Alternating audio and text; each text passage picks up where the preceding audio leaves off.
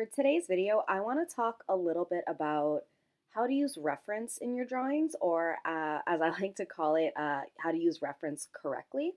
Because I do feel like there's this really common misconception that using reference or getting inspiration is the same thing as copying. Like you can equate the two things, and they're actually very, very different. Um, Using inspiration or using reference is not the same thing as copying someone else's work. So today I want to show you how you can take images from online and use them to develop your own drawings without overtly taking someone else's idea.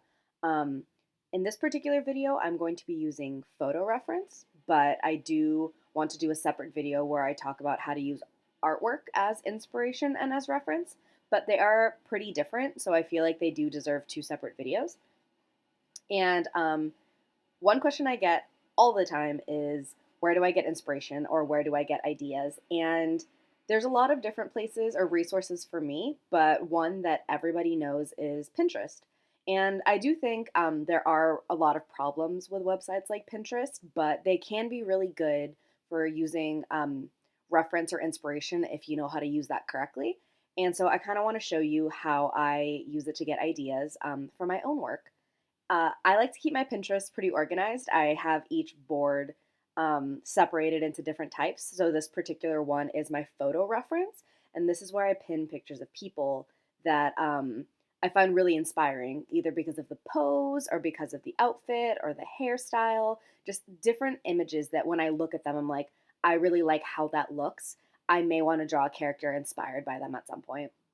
And so I have found over time, as I've built up this collection, I've ended up exposing myself to a lot of different imagery, and having that kind of database of information in the back of your head is what makes it easier to create characters from scratch over time. So the more outfits or hairstyles or poses that you look at, and the more you study that and the more you practice that, the easier it's going to be to translate that into your artwork. So in this particular case, I'm just going through and picking out images that I really like to kind of start to get an idea for today's drawing. I personally find that the easiest way to do this is to just start scrolling without having too much of a specific idea in mind until something kind of jumps out at me. And as I was doing this, I started to notice, like, I think I want to do something a little bit more casual, so I'll pin some more casual outfits, or I'll pin, more casual hairstyles. But I very well could have gone in and picked, someone who looked like a warrior, or someone who looked like a princess, or someone who looked kind of spooky. Um, so it's okay to take the time to kind of look through images and let yourself get inspired. You don't have to just pick one image and try to copy that exactly. It's okay to look through. And in fact, I think it's better to look through and find bits and pieces of different images and using those little details to create something a little bit more unique. Um, so overall, I was able to look through all of this and kind of come up with more of an idea of what I wanted to draw today. I also wanted to show some of my other boards that I have. This one is my color palette board, which is really great for people who are just getting used to working with color. If you don't feel like you're good at coming up with good color schemes, just search online for color palettes and you'll find really, really pretty ones that are already kind of set for you. So you already know which colors will look good together, and you can study those and learn kind of which colors look nice together in one image. I also have one for Botanical Reference. You guys know I really like to draw plants. I really like to draw flowers. So having a board of different types of plants that I can look on for inspiration really helps develop that. And I don't have this so I can draw these plants exactly like in the picture. It's so I can study them and see, this is how poppies look, or this is how monstera plants look, or this is how peonies look, and study them so I can develop that and draw them in my own style. Um, I also find personally that plants have very good color palettes, so that's kind of a bonus with those. And I also have, for example, building and environment reference.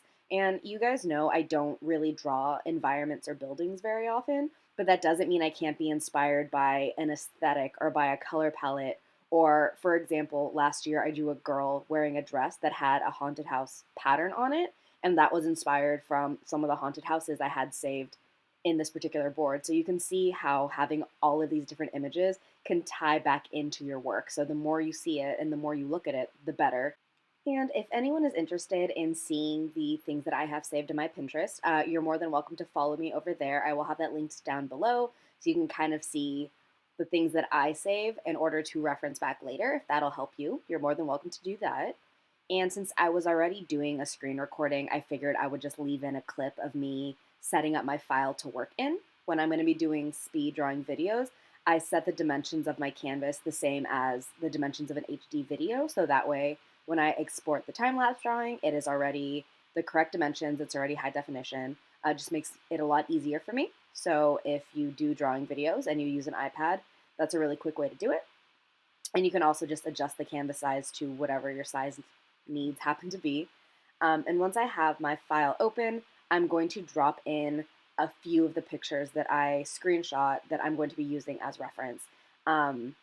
I like to use, I think I mentioned before, more than one image, so I reduce the risk of inadvertently copying someone else or copying a picture or copying another character.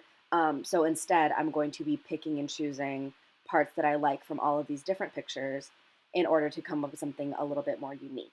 So I, in this particular case, picked ones that I really liked the outfits for. I knew I wanted to do t-shirts and shorts with maybe a beanie or some kind of something on her head. I knew I wanted to do a shorter haircut, so I picked a girl with short hair and a cute little buzz cut on the side. And then this last image, I really liked the color palette. I really wanted to do something with pink and something with turquoise, so I saved that so I could color pick from that later before I got into my actual drawing.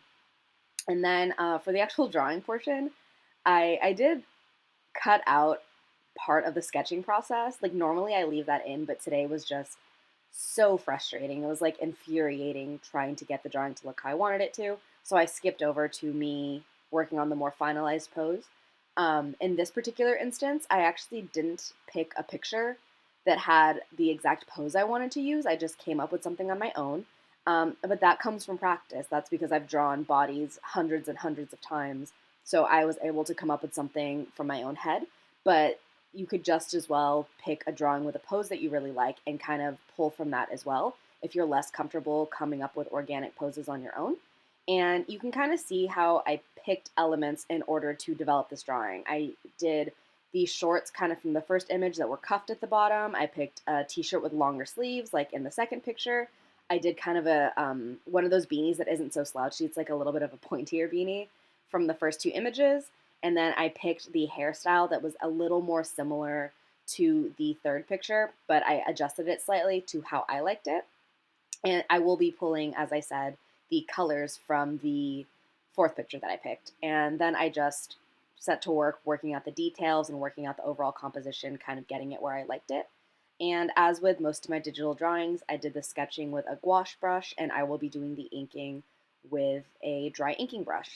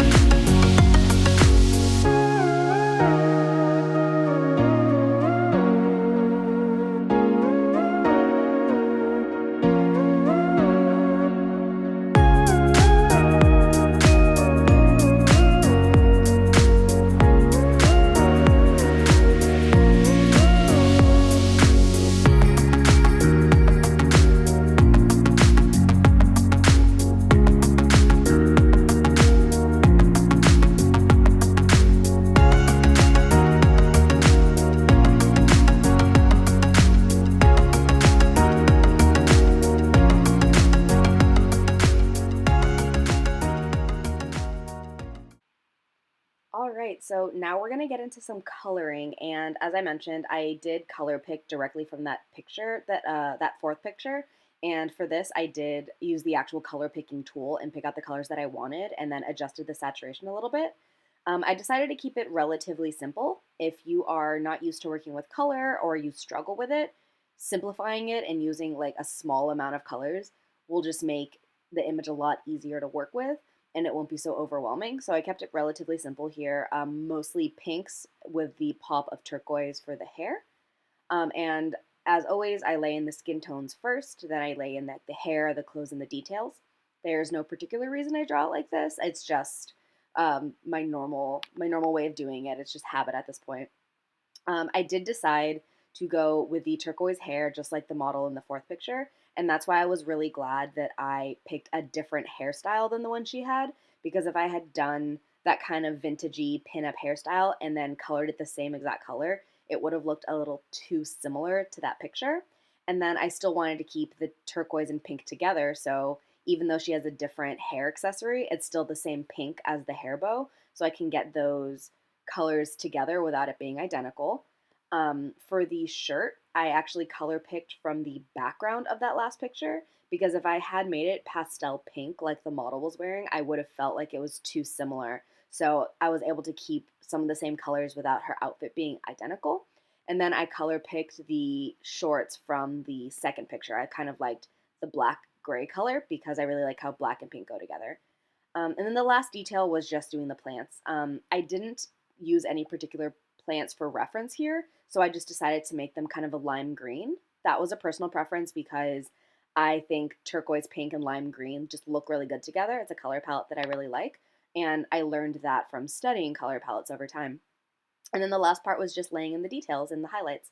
And that was it for today's drawing. It was overall a pretty simple drawing. I just really wanted to talk more about how I got to that endpoint by using photo reference. So I hope that was helpful to some of you guys. For my next video, I will be, like I said, talking about how to use illustrations or artwork as reference or as inspiration. And I think in that particular video, I will be talking a little bit more in detail about the difference between copying and inspiration because they're not the same thing. And if you guys follow me on Instagram, you know that's a little bit of a sore subject for me, but I think it's really important to talk about. So we'll be tackling that issue a little bit more next week. But for now, we are all done for today. If you guys liked this video, go ahead and give it a like. If you want to keep seeing videos like this, go ahead and subscribe. And if there's anything you want to see in future videos, go ahead and leave them down in the comments below, and I will do my best to make them happen. Until my next video, I hope you guys have a great day. Bye!